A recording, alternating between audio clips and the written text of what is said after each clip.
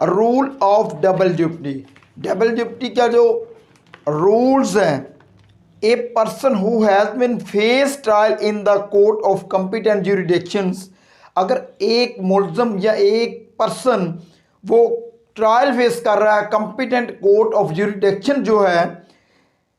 In any offence, किसी भी मुकदमे में, and is trial has come to any end either on is convicted acquittal, अब उसका ट्रायल जो है वो एंड पे है, एंड हो गया है, उसमें या तो मुलजम को सज़ा हो गई है या वो बरी हो गया है। It is a well settled principle of law, principle of law ये कहता है, and also rule of natural justice, rule of natural justice, principle of law और रूल ऑफ नेचुरल जस्टिस कहता है he can not be tried again for the same offence, same offence में उसका trial दोबारा नहीं हो सकता। एंड एनी अदर ऑफेंस, अगर कोई और मुकदमा है और एफआईआर और ऑफेंस है और मैटर है विच बेस ऑन सिमिलर फैक्ट, उस बेस पे उसके दोबारा ट्रायल हो सकता है।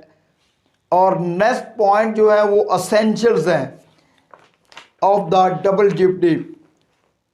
प्रीवियसली इंस्टीट्यूटेड ट्रायल, जो कि पिछला पहला साबका ट्रायल है, it is necessary for the application of section 403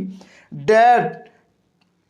there must be previously instituted trial apart the one in question. अगर कोई सेक्शन 403 के तहत एप्लीकेशन इंस्टीट्यूट करता है जो पिछला ट्रायल चल रहा है, trial apart the one of question, तो उसके ऊपर क्वेश्चन उठाया जाएगा कि ये ट्रायल पहले भी चल चुका है, इसमें पहले भी मुलजम को सज़ा हो चुकी है या बरी हो चुका है। It means that the proceeding must have commence in the court against the person in question, कि कोर्ट ये क्वेश्चन करेगा कि अगर पहली दफ़ा ट्रायल चल चुका है, प्रोसीडिंग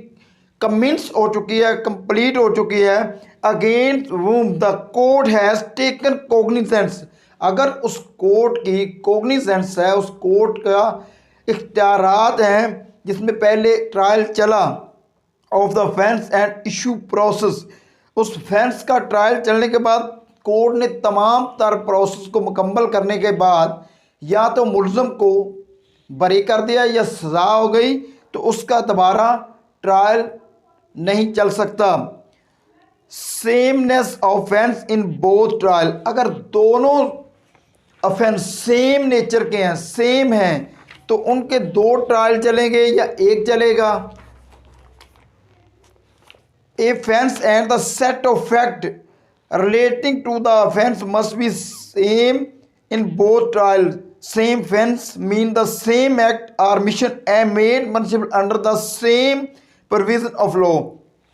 अब दो ऑफेंस किए हैं, चोरी किए हैं, फर्ज करें चोरी कर लिया, दो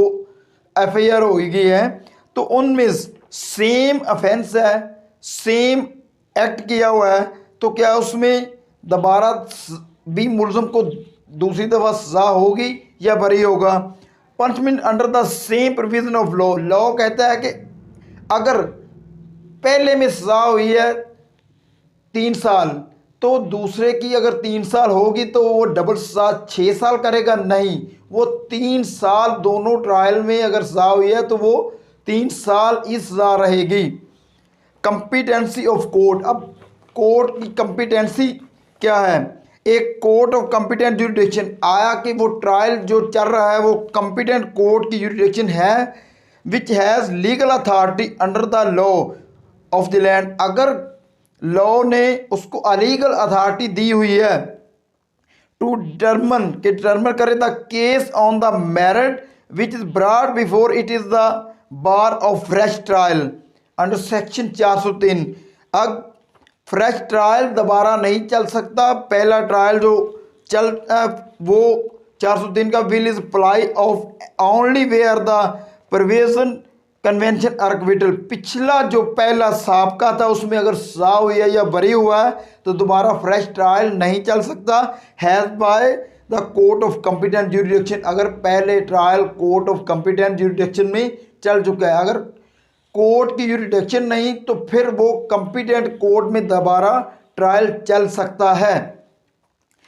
provision trial and conviction or acquittals. अगर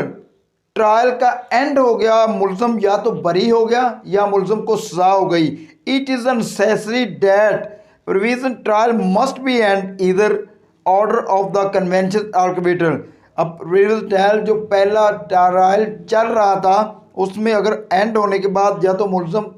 का जो ऑर्डर हुआ है वो बरी हो गया या उसको सजा हो गई है। मीनिंग